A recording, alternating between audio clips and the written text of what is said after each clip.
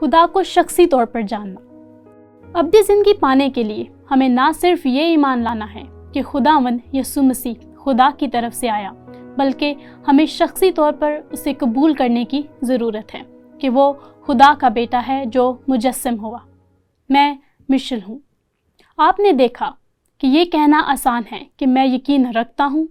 بہت سے لوگ ہیں جو یہ کہتے ہیں، لیکن وہ حقیقت میں یقین نہیں رکھتے کہ یسوع مسیح کے بارے میں ایمان رکھنے کی ضرورت ہے کہ وہ کون تھا۔ اس لیے یہ اصول ہے کہ ہم لازمی طور پر اسے قبول کریں، جو کہ دل سے ایمان لانے کے مترادف بات ہے۔ ہم اسے قبول کریں کہ وہ خدا کا بیٹا ہے جو مجسم ہو کر آیا ہے۔ اب میں اس فرق کو مثال سے واضح کرنا چاہوں گی۔ آپ جانتے ہیں کہ ابتدائی رسولوں نے اقرار کیا کہ یسوع مسیح خدا کی طرف سے آیا تھا۔ ہمیں رسولوں کے اقرار کے الفاظ کچھ اس طرح سے ہیں۔ یوحنا 16 باب اس کی 30 آیت، اب ہم جان گئے کہ تو سب کچھ جانتا ہے اور اس کا محتاج نہیں کہ کوئی تجھ سے پوچھے۔ اس سبب سے ہم ایمان لاتے ہیں کہ تو خدا سے نکلا ہے، اور یسوع نے اس بات کی تصدیق کی کہ کم از کم وہ اس بات پر ایمان رکھتے ہیں، چاہے وہ سب کچھ کا یقین کرتے یا نہ کرتے۔ یہ ایک علیحدہ سوال ہے جو خدا چاہتا تھا کہ وہ یقین کریں، کیونکہ وہ ابھی ایک مرحلے سے گزر رہے تھے، اور اس نے یوحنا 17 باب کی 7 سے 8 آیت میں دعا میں اس طرح سے تصدیق کی، اب وہ جان گئے کہ جو کچھ تو نے مجھے دیا تھا وہ سب تیری ہی طرف سے تھا، کیونکہ جو کلام تو نے مجھے پہنچایا وہ میں نے ان کو پہنچا دیا، اور انہوں نے اس کو قبول کیا اور سچ جان لیا کہ میں تیری طرف سے نکلا ہوں، اور وہ ایمان لائے کہ تو ہی نے مجھے بھیجا۔ یہی بات ہے کہ انہوں نے کلام کو قبول کیا ہے۔ کیا انہوں نے واقعی اسے قبول کیا تھا؟ میں ان کے دل کا حال نہیں جان سکتی، لیکن میں جانتی ہوں کہ ایک فرق ہے، اور یوحنا کی انجیل میں ہم اس کی مثال دیکھتے ہیں۔ مثال کے طور پر یوحنا 9 باب میں آپ کو نابینا شخص یاد ہوگا جسے یسوع نے شفا دی تھی۔ وہ پیدائشی طور پر اندھا تھا۔ یسوع نے اسے کہا کہ وہ شالوک میں جا کر دھو لے، اور اس نے ایسا ہی کیا اور بینائی پا کر واپس آیا۔ یسوع وہاں نہیں تھا، لیکن اس نے پڑوسی سے پوچھا اور انہوں نے کہا کیا ہوا ہے؟ اس نے سادہ جواب دیا کہ سنو، یسوع نامی ایک شخص نے یہ کہا ہے۔ وہ جلدی سے اسے فریسیوں کے پاس لے گئے، اور پھر فریسیوں نے اس بات کو ماننے سے انکار کیا۔ وہ اس بات کا بھی یقین نہیں کرتے تھے کہ یہ شخص پیدائشی اندھا تھا، اس لیے اس کے والدین کو بلایا گیا اور پھر اسے دھمکی کے انداز میں پوچھا، تمہارا اس کے بارے میں کیا خیال ہے؟ اس نے کہا، میرے خیال میں وہ ایک نبی ہے۔ نبی عام شخص سے فرق ہوتا ہے۔ یہ شخص جو کہ نبی ہے، آپ پیش رفت کو دیکھ سکتے ہیں۔ اور پھر بعد میں انہوں نے اسے پھر سے چیلنج کیا، کیونکہ وہ اس حقیقت سے انکاری تھے کہ یسوع خدا کی طرف سے آیا ہے جو کہ یہ سب معجزات کرتا ہے، یا پھر وہ شیطان سے منسوب کر دیتے کہ یہ شخص سن رہا تھا۔ یہ شخص جو کہ پیدائشی نابینا تھا، ان پڑھ تھا، جس کو یہ تجربہ ملا تھا، اس نے کہا، ذرا ٹھہرو، اگر یہ شخص خدا کی طرف سے نہ ہوتا تو کچھ نہ کر سکتا۔ اب یہ فرق بات ہے، آپ کہہ سکتے ہیں کہ یسوع ایک شخص تھا، لیکن جس لمحہ آپ کہتے ہیں کہ وہ نبی تھا تو آپ ایک قدم آگے بڑھ چکے ہیں، اور اگر آپ کہتے ہیں وہ خدا کی طرف سے ہیں تو یہ ایک فرق بات ہے۔ آپ نے دیکھا، میں آج بہت سے لوگوں سے یہ پوچھ سکتی ہوں کہ آپ یقین رکھتے ہیں کہ یسوع مسیح ایک شخص ہے؟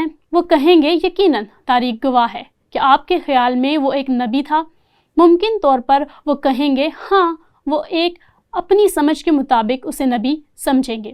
زیادہ تر لوگ جو کوئی نہ کوئی مذہب رکھتے ہیں وہ یہی کہیں گے، ہاں وہ خدا کی طرف سے آیا تھا، ہم سب بھی خدا کی طرف سے آئے ہیں، لیکن وہ ایک خاص شخص تھا جو خدا کی طرف سے آیا تھا۔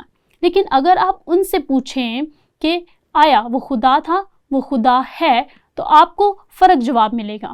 اور اس اندھے شخص کے ساتھ یہی ہوا تھا، اور اسے بعد میں معلوم ہوا جب اسے عبادت خانہ میں خارج کر دیا گیا۔ اس نے کہا، اے خداوند، میں ایمان لاتا ہوں۔ دیکھیں، یسوع نے پوچھا تھا، کیا تو ایمان لاتا ہے؟ اس نے کہا، وہ کون ہے؟ یسوع نے کہا، تو اس سے باتیں کر رہا ہے۔ اور اس نے کہا، اندھے شخص نے کہا، اے خداوند، میں ایمان لاتا ہوں، اور دل سے ایمان لانے کا یہ ثبوت ہے اس نے اسے سجدہ کیا۔ دیکھیں، اس مقام تک رسولوں نے یسوع سے ابھی تک دعا نہیں کی تھی۔ انہوں نے اس کے نام میں دعا نہیں کی تھی کیونکہ کئی لحاظ سے وہ اس خیال کے باعث الجھن کا شکار تھے کہ وہ اور باپ ایک ہیں۔ اور جب یسوع نے کہا میں باپ کے پاس واپس جاتا ہوں تو انہوں نے کہا وہ کیا بات کر رہا ہے؟ دیکھیں، وہ اپنے ایمان اور سمجھ میں مرحلہ وار بڑھ رہے تھے کہ یسوع حقیقت میں کون ہے۔ یاد رکھیں کہ وہ شاگرد جو مسیح کے پیچھے آئے تھے، جن کو اس نے کھانا کھلایا تھا، عورتوں اور بچوں کے علاوہ 5000 مرد تھے، اور ان میں سے کچھ لوگ اگلی صبح گلیل کی جھیل کے پاس بھی آ گئے تھے۔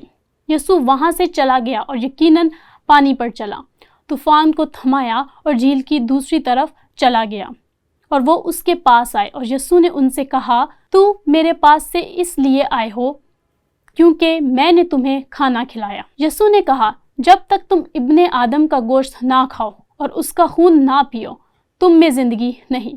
یقیناً انہوں نے اس بات کو سمجھنے کی کوشش بھی نہ کی اور چلے گئے کہ سمجھے کہ ایمان سے یسوع کے خدا کے بیٹے کے طور پر قبول کرنے کا کیا مطلب ہے۔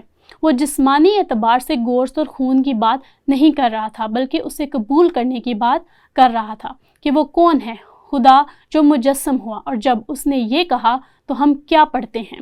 اس پر اس کے شاگردوں میں سے بتھیرے الٹے پڑ گئے اور اس کے بعد اس کے ساتھ نہ رہے۔ ظاہر ہے وہ حقیقی شاگرد نہیں تھے، اس لیے ہم یوحنا کی انجیل میں دیکھتے ہیں کہ اس بات پر دل سے ایمان رکھنے کا کیا مطلب ہے کہ یسوع مسیح حقیقت میں کون ہے۔ اب میں اس کا خلاصہ بیان کرنا چاہوں گی کہ وہ کون ہے۔ یسوع محض ایک نیک شخص، عظیم استاد اور نبی نہیں تھا، بلکہ محض خدا کا بیٹا بھی نہیں، بلکہ خدا کا بیٹا تھا جو کہ باپ کے ساتھ ایک تھا۔ اس نے انسانی جسم اختیار کیا تاکہ ہمارے درمیان رہے اور ہمارے گناہوں کی خاطر مر جائے۔ وہ مردوں سے ہمارے خداوند یسوع مسیح کے طور پر زندہ ہوا تاکہ ہم روحانی طور پر مردہ نہ رہیں بلکہ اس میں ابدی زندگی پائیں۔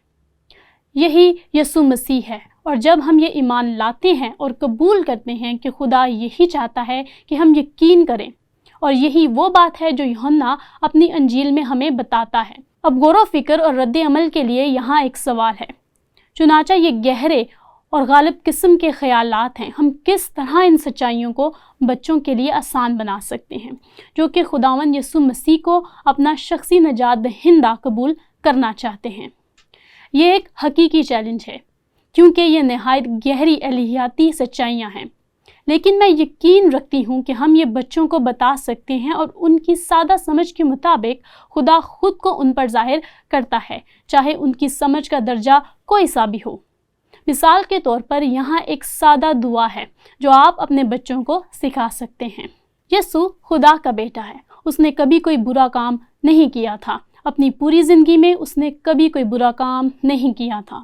وہ اس بات کو اپنی زندگی کے ابتدائی سالوں میں سمجھ سکتے ہیں۔ یہ دعا جاری ہے جیسے کہ میں نے یہاں اسے تیار کر کے لکھا۔